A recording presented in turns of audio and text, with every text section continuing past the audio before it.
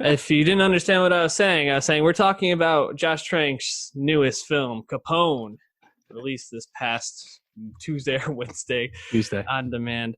And boy, um, Tom Hardy stars as Fonzo. Don't call him Al. It's Fonzo. Uh, Alfonso Alphonse Capone, famous Hmm. mobster. Everybody knows who he is.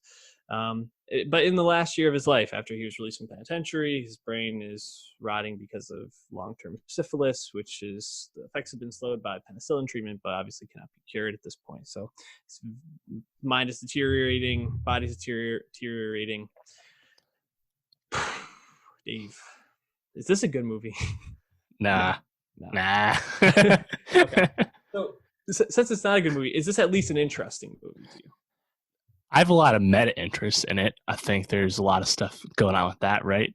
Mhm. Surface level, you have Tom Hardy giving a performance that is leading away from the natural leading man charisma that he has, as Hardy is wont to do.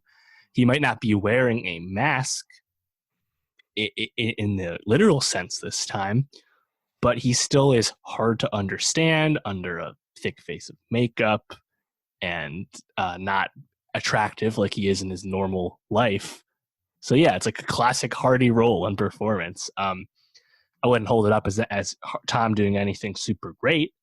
We know how good he can be, but this is just kind of overly indulgent because, as you were saying, he's hard to understand a lot of the time. Yeah. And there's obviously my other interest is of everything going on with Josh Trank himself. But yeah, in terms of a movie, it's actually a much more familiar biopic formula than you would expect from something that has all these psychological detours. So it's I in one sense I give Trank a lot of credit for taking this kind of swing as his comeback film, but yeah, it doesn't really hit. Yeah. Uh, so this was pushed back and pushed back.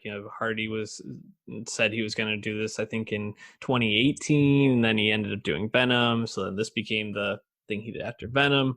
And I felt like there was some hype around it, but the name change from being Fonzo or Fonz to Mm-hmm. Capone, just like stuff around it. And I was like, the more I hear these things changing, being pushed back, the less and less optimistic I feel. And obviously, Trank, you kind of alluded, has had some very famous public meltdowns on set and just failures as a director in general.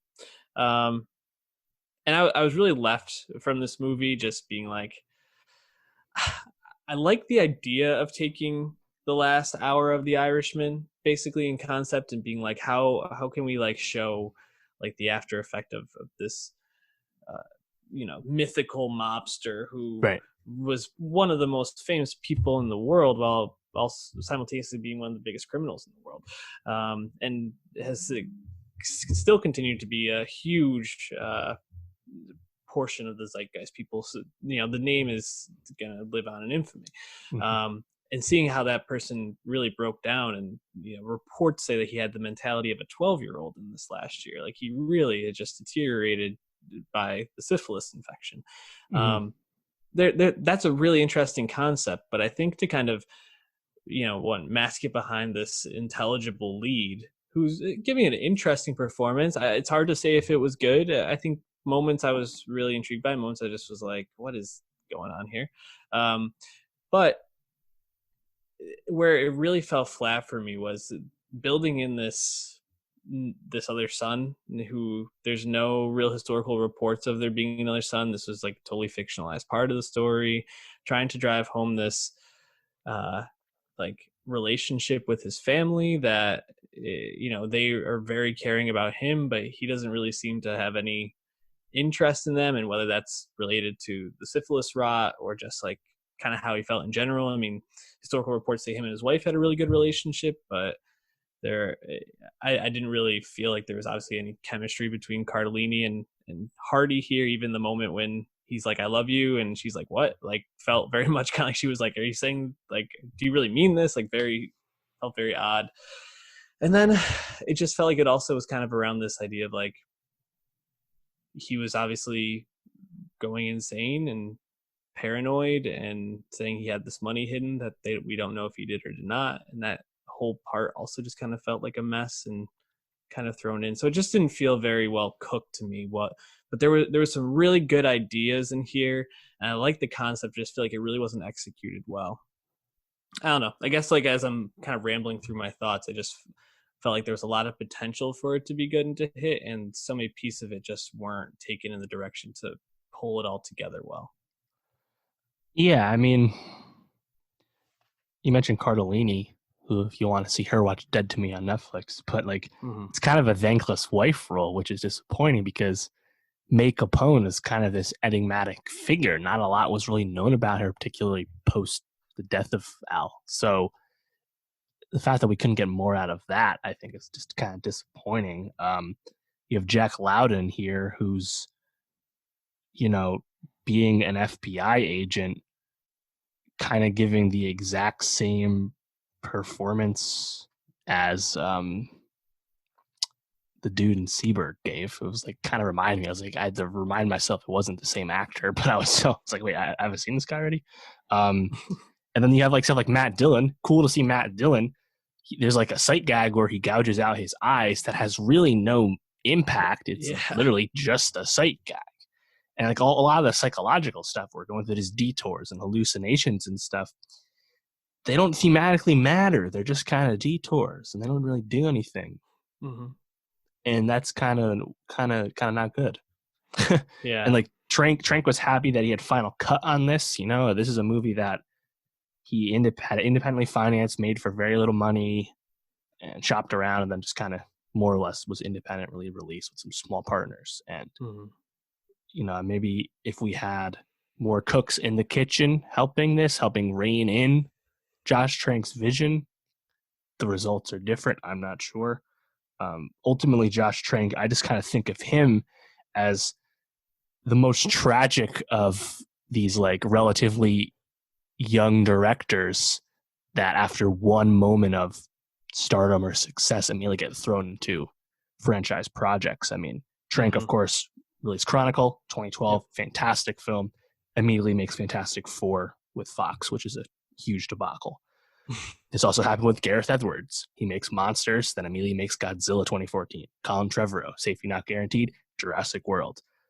Kathy Yan makes Dead Pigs, a movie so small it didn't even get U.S. distribution. Next thing we know, she's making Birds of Prey. Uh, Ryan Coogler, Fruitvale Station. You know what? Let's do Creed, a Rocky reboot. Like this happens all the time. Chloe Zhao, she actually made two movies and then she got to do Eternals. Like this is happening all the time. And Trank is like the just the cautionary Poster boy. tale Yeah. because he also, of course, was fired from the third Star Wars spinoff that was rumored to Mm-hmm. perhaps be Boba Fett. I believe he was the very first of the now long line of people being fired or cast aside by Lucasfilm. Gareth Edwards and Trevorrow are also in that camp. Yep. So Trank, though, you know, like he comes across, I think, kind of well in some of the press he's done, but overall, he just kind of released a indulgent movie that needed more reworking and editing and stuff. And you Yeah. understand why Hollywood's not super interested in him, at least in his current approach. So I don't know. Yeah. Even thinking about the climax of the movie, which shows Capone coming out of one of those lucid states, Yep. and he actually has a Tommy gun made of gold, and it shows him having a fantasy where he kills a lot of people and goes around and is kind of just like shooting up everybody at this compound that he's at. And in reality, he shot one guy in the knee with it and then fell over, and it seems like he kind of passed out or something like that. But it just felt like kind of what they were going for with this film, which I think was showing a more reflective gangster at the point of his life where he's like, look at all these awful things I did. You see him really appalled at one of his henchmen as they stab Johnny Torrio in the neck, played by Matt Dillon. And you see him, I think the whole theme with Johnny kind of pulling his eyes out type of thing and leaving it is supposed to like kind of leave him with that, like, you kind of have to live with these demons, and these things you've done are always going to follow you, always going to be watching you. You're going to feel like you're carrying them around all the time. And then you kind of just see him wishing he could just go back into that monster he was. And I just feel like for what he was kind of trying to say about Capone, and where the arc was going, to then have that be like the final, like, climactic scene, in a way, I was just kind of like, it was kind of like the scene earlier where he just like shit the bed. Like, it really just felt like that. I do have to say, though, one really interesting part was hearing Capone do a little bit of movie criticism with The Wizard of Oz, getting a private screening. I would love to get Capone on the pod to hear some of his movie takes. He seemed to be Uh, really breaking it down. yeah, it's a movie. Yeah. It's a, He's the king of the forest. King. and he found his courage. Yeah. I loved that part, and then just singing it, just so ridiculous. So, Dave, just we were talking before the pod, but I wanted to get this on air. This year for movies, obviously the movie theaters are shut down, so we haven't seen a lot of the movies we were hoping to have seen at this point, so this list could look very different. uh Not a great year. I think the lows of the lows have been really low this year. Yeah, follow us on Letterboxd, but I think I have 5 to 6 films already that got a 1.5 or lower for me, and Capone being one of them.